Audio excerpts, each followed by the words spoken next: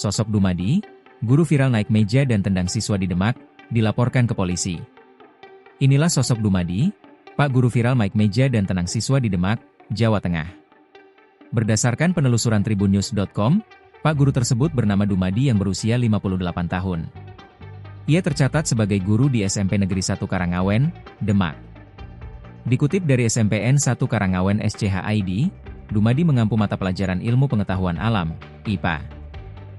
Tidak banyak informasi terkait Dumadi, yang jelas kini dirinya dilaporkan ke polisi karena tendang siswanya.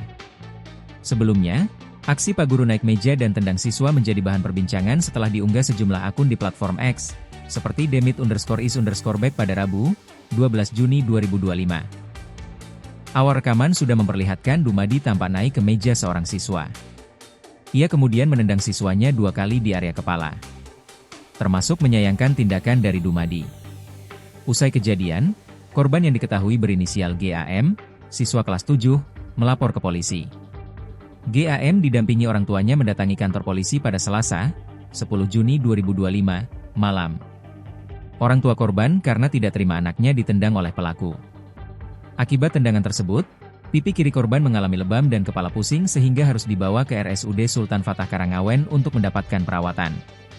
Kasat Reskrim Polres Demak, AKP Kuseni membenarkan sedang mendalami kasus kekerasan di lingkungan sekolah itu. Sementara kronologi kejadian bermula saat GAM menjalani ujian sekolah. Sedangkan Pak Guru Dumadi bertugas sebagai pengawasnya. Ketika itu, pelaku mendengar suara siulan, lalu ia menuju ke arah korban untuk menanyakan sumber siulan tersebut. Korban pun menjawab kalau suara siulan tersebut berasal dari luar kelas dan korban kemudian naik meja untuk memastikan sumber suara tersebut lewat jendela. Namun korban tidak melihat orang di luar kelas. Ia mengungkapkan, pihaknya sudah menangani kasus atas perbuatan kekerasan di lingkungan sekolah. Pelaku sudah diamankan dan memberikan keterangan mengakui bersalah. Terakhir, AKP Kuseni menyebut pihaknya sudah melakukan olah tempat kejadian perkara, TKP, pada Rabu, 11 Juni 2025, pagi. Ia juga menegaskan akan mengusut kasus secara transparan. Download Tribun X sekarang, menghadirkan lokal menjadi Indonesia.